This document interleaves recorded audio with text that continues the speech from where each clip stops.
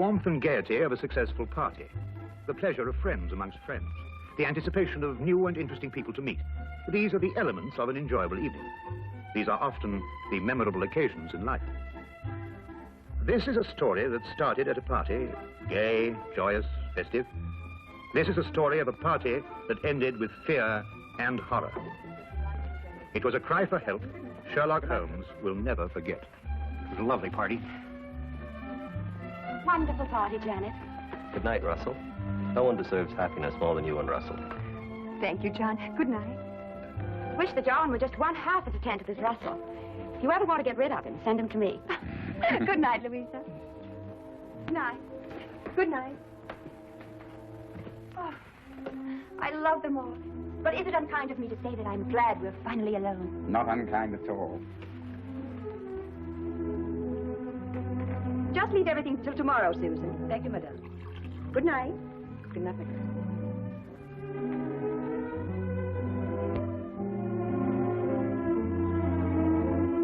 You've made me very happy this evening, darling. I really am the luckiest woman in the whole world. Our first anniversary. I wanted you to be happy this year. Couldn't be any other way with you. It might have been. Impossible. There may be a deep and dark side to my nature. Of course there is, darling. All interesting men have dark sides to their natures. Possibly even black. Oh, most certainly black. I'm a murderer. Of course you are. More than once. Innumerable times, I'm sure. 7 times. And are you going to murder 7 times again? Once again. Anyone I know? You? Oh, wonderful. And will you give me warning? I'm giving you warning. Will you kill me with kindness? No. Like this. Russell! Russell! Russell, you're hurting me. Russell, whatever came over you? I told you, my darling. Tomorrow, at exactly 9 o'clock, I will strangle you as I have strangled 7 before.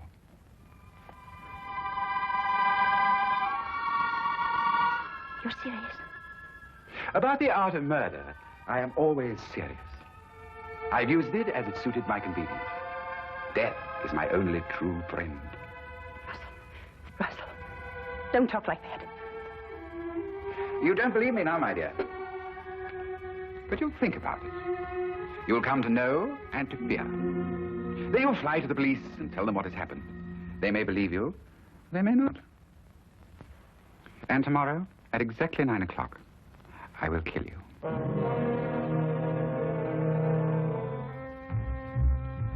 Good night, my dear. Oh, yes. Happy anniversary, my dear.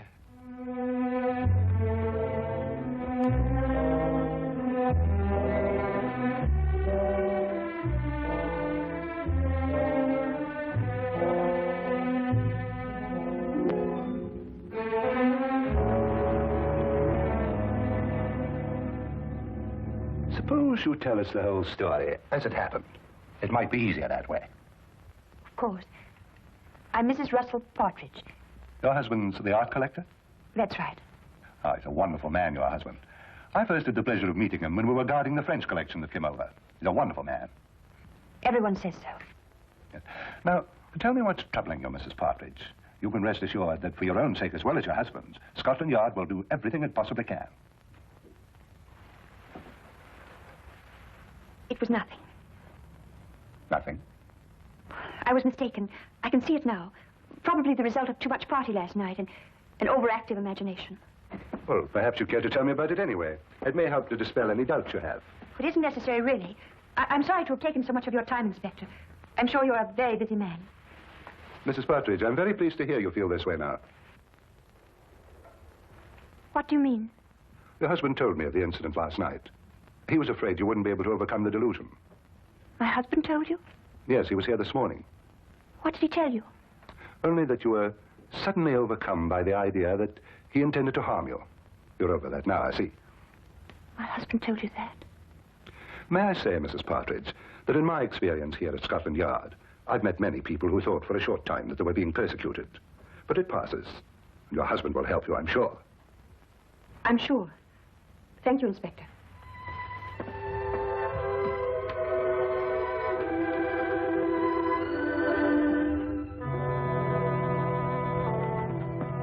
Well, what do you make of that, sir? Follow, Wilkins. Very good, sir.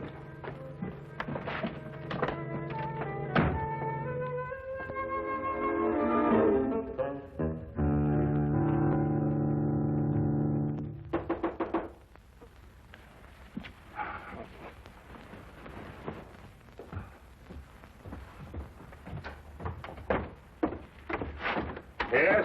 Oh, Is this the flat of Mr. Sherlock Holmes? yes, Mr. Holmes has just gone downstairs to look at the darkness. Won't you please come in? Thank you. Oh, please excuse me. Would you like to sit over here? There. Would you care for anything? I have some fresh tea made. No, thank you. You say Mr. Holmes will be right back. Oh, yes. Oh, forgive me. I'm Dr. Watson. How do you do? I'm Mrs. Russell Partridge. Oh, your husband's the art collector. Yes, Oh, I met him not long ago. Wonderful man. thank you. Of course, I'm not much an authority on art myself. I just like what I like, you know. But I understand he's one of our leading judges. Yes, that's true. Wonderful man. Interesting, too. Yes. I think perhaps I'd better leave. I was wrong to think that... What a beautiful day, Watson. Perfectly exquisite. We really must make an effort to get out and about more often and see the beauties that I beg your pardon, madam. I didn't realize we had a guest. May I present Mr. Holmes? This is Mrs. Russell Partridge. Do forgive the exuberance of my entrance, madam. I'm delighted to meet you. Won't you sit down? I think that I realize the situation is a delicate one. How do you know? Because you didn't wish it to be known that you'd come here. So you left your carriage at the corner of the street and walked. You saw me? No, as a matter of fact, I didn't. But I observed that the hem of your skirt has picked up a certain amount of dust from the street. And though you undoubtedly came by carriage, because your shoes, which are extremely fashionable ones, were not meant for comfortable walking. Mr. Holmes, I need your help. In what way, Mrs. Partridge? I believe my husband is going to kill me. Russell Partridge? Why do you believe this, Mrs. Partridge? He told me he would, last night. Why, that's impossible. I had the same reaction at first, Dr. Watson. It couldn't be true. Not by Russell. As everyone tells me, he's such a wonderful man. When did he say he was going to do this? Tonight, at 9. And then he said something impossible, Mr. Holmes.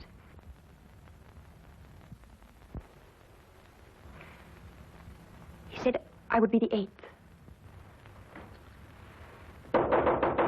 Excuse me. Hello, Inspector. What can I do for you? Hello, Dr. Watson. I want to speak to Mrs. Partridge. How do you know she's here? I had a follow from Scotland Yard. Oh, I see. I'm sorry to have to do this, Mrs. Partridge, but I was afraid you might still think you were in danger. I see now that you do. I'm sorry. But Lestrade, Mrs. Partridge has just told us that her husband is going to kill her tonight at 9 o'clock. Mr. Partridge came to the yard this morning to tell me that his wife was going to call on me. How did he know? He said you told him you were going to call. That's not true. I decided to do it this morning. It was 10 o'clock, I remember. Mrs. Partridge, at 10 o'clock, your husband was still sitting in my office. Mr. Holmes, I don't understand. I don't understand how Russell knew I would go to see Inspector Lestrade. I swear I never told him. Everything I told you is true, exactly as it happened. Do you believe that?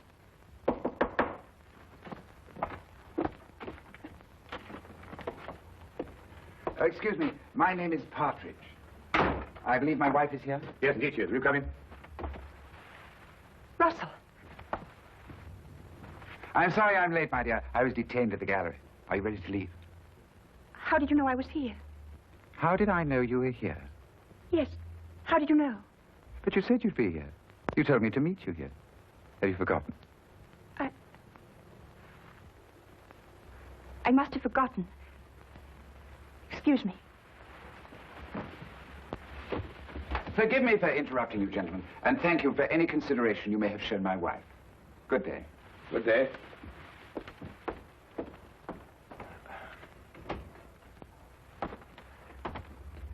Well, I'd say that young woman was heading for a complete nervous breakdown. I've seen these delusion cases before. A very interesting man, and a very distinctive one. When I went down to the tobacconist, I wondered why he was standing at the corner of the street, watching this flat so intently. And now I think I know why. Yes, indeed, a very, very interesting man.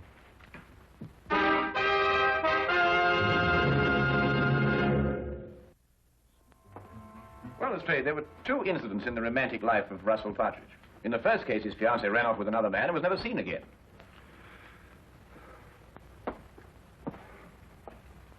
She ran off with an American, didn't she? Was this confirmed or assumed, Lestrade?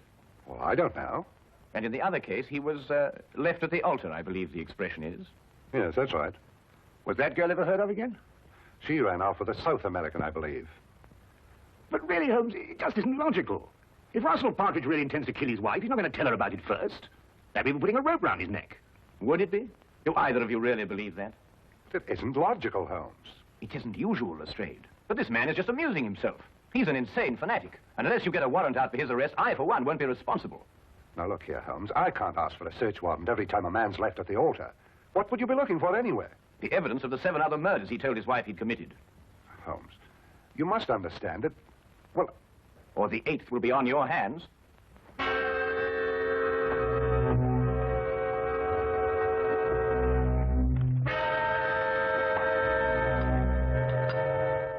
Going completely against his own judgment, Lestrade had the search warrant issued, and Scotland Yard entered the Partridge house and searched with the thoroughness and efficiency that only that organization was capable of. From basement to attic, no wall, no object was left without meticulous examination. Holmes directed the entire investigation. I have never seen him so intense, so insistent, and at the end, so completely frustrated. If Partridge was the criminal Holmes believed, there was no question, he had won.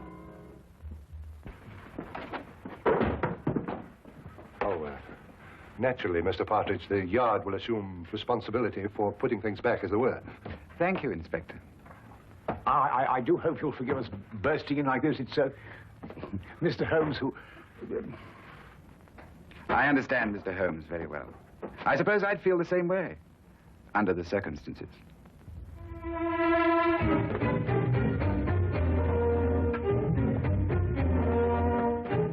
What time is it, Watson? A few minutes after 7, 5 minutes since you last asked me. It's there, Watson. It's there. I'll swear it's there. What's there? The evidence that Mrs. Partridge isn't lying. That her husband is a murderer. It's in that house somewhere. I'll swear it. But you've searched all over the house, Holmes. You've measured every inch of it. I know, Watson, but it is there. I've overlooked something. And unless I can find out what it is, that girl is going to be murdered in 2 hours. He said 9 o'clock. Even if he intends to murder the girl, he doesn't have to do it on schedule. But he does. That's part of his disease. That man works like a clock.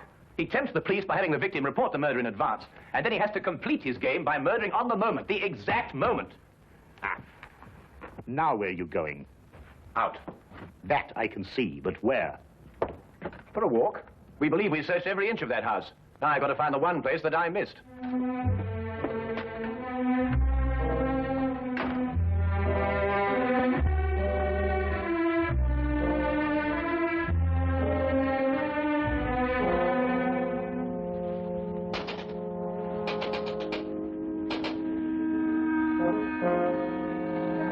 Mr. Holmes. Good evening, Mrs. Partridge. I realize the entrance is somewhat unconventional, but then so are the circumstances. I believe I made the climb unseen. What are you doing here? I want to prevent you from doing this. I can't stay here. You must. If I stay here, kill me. Mrs. Partridge, I know your life is in danger, but if you leave here, I can't guarantee your safety. If you stay and help me, we may yet have a chance. A chance? Yes. It's my theory that your husband will try to... Janet!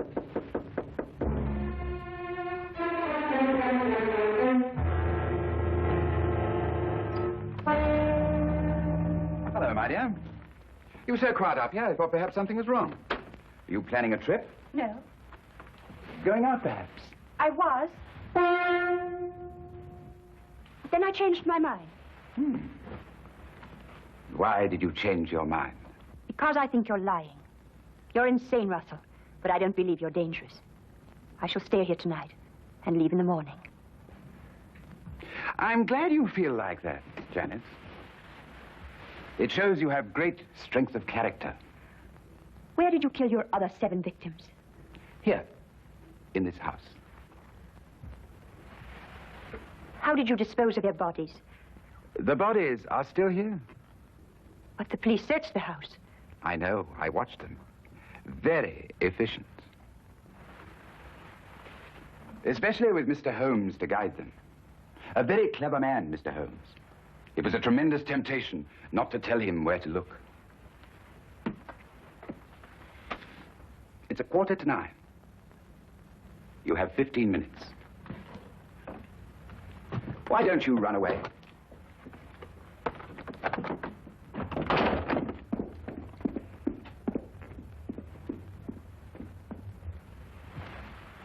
Very well done indeed, Mrs. Partridge. I must apologize for the oversight. What do we do now? Now we wait.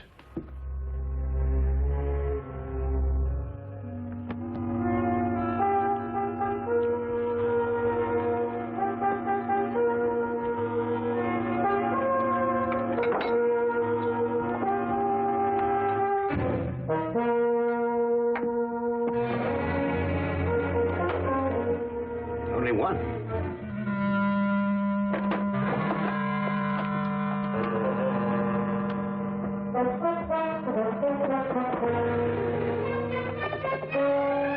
Holmes.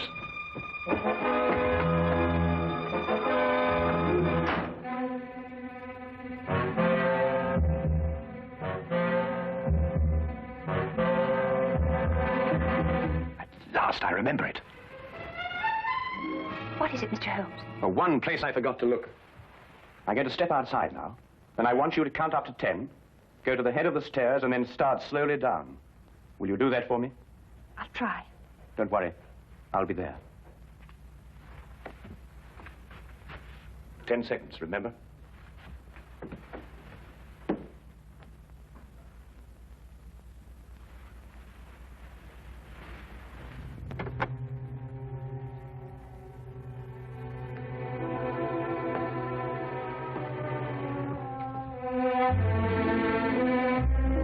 I admire your courage, Janet. Aren't you afraid? No.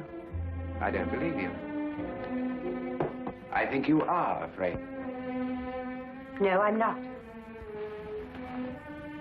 The others were afraid. Don't take that last step. How did you get in? The important thing is that I'm here, and that your wife is safe. And because of your premature revelation of yourself, so am I. I'm sure it is not against the law of England to walk up the stairs in one's own house. Besides, my wife is completely unharmed. And the other 7, Mr. Partridge? What other 7, Mr. Holmes? You searched this afternoon. The other 7 exist in my poor wife's sick imagination. Yes, and in mine, too. I know where they are now. Really?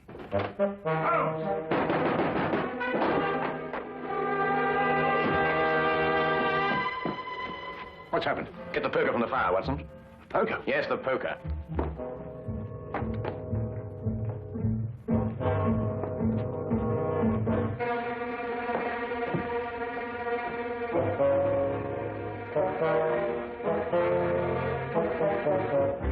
I imagine there is a way of opening your unique coffin, Mr. Partridge. And if not, Dr. Watson here is more than capable of breaking it open.